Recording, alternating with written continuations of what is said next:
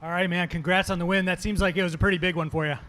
Thank you, guys. Every fight I have up to this point, they're pretty big fights, so pretty big wins. I just really came forward looking in to redeem myself from my last fight. I feel like I didn't represent myself the way I wanted to. And I'm a little bit disappointed in myself because I wanted to finish him. But, that'll come in due time. Yeah, I was going to ask you about that. I mean, obviously, you got to bounce back after you take a loss, especially your first loss. So how much pressure did you feel coming into this one in terms of just getting back in the win column? It was a little weird to me because I'm not going to lie, like my last fight I was extremely confident. So for me to lose a fight that I was extremely confident in, it kind of messed with my mental a little bit, to be honest with you.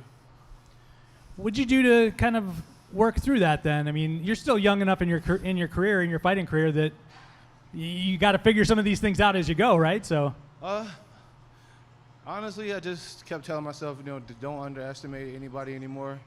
Everybody in this game has a chance, and I had to really take myself back to the drawing board and realize that, I have potential to be great, but I'm not quite great yet.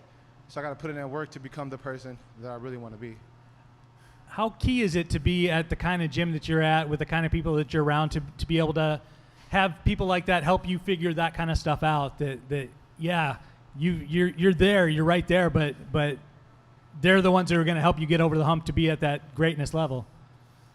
Truthfully, I don't think anybody around me did it. I think it was all internal. I know who I want to be. I know what I can be.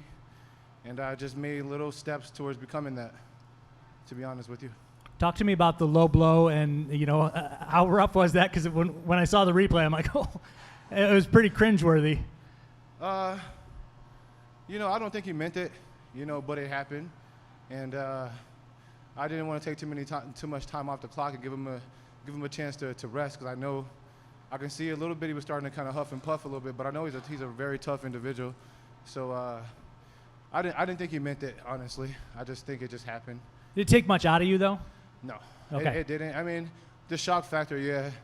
But then when I realized, it's okay. It wasn't too bad.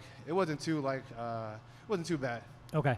Nope. The rest of the fight, though, did it kind of play out the way that you thought that it would play out? And when it went, when you're getting ready to hear the result, were you pretty confident that it was going to go your way?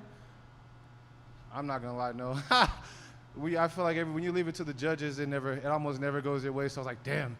That's why when he took me down and I got back up, I was like, damn, I gotta really try to finish this fight. That's all that was.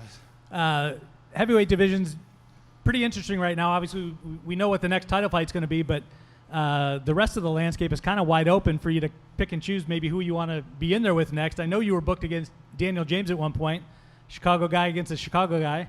I'm a Chicago guy too. Hey, Daniel James. Hey, bro. I'm gonna clap them cheeks, bro. Be ready for me because I'm coming for you. You're supposed to fight me in May, but you know what happened and you couldn't fight me. And now you think you're finna come in Bellator and take over. It doesn't happen that way, my friend. It doesn't. I'm coming for you, bro, and I'm on your ass. Believe that. He's got to fight. Also, Gokhan Sarkam, you don't want that fight. You were supposed to fight me before I was booked to fight Daniel James, and you pulled out because you were injured. Go ahead and pull out that fight with Daniel James and let me fight Daniel James because I'm the more worthy opponent. You lost your last fight. I deserve it more than you. Daniel James, I'm coming for you.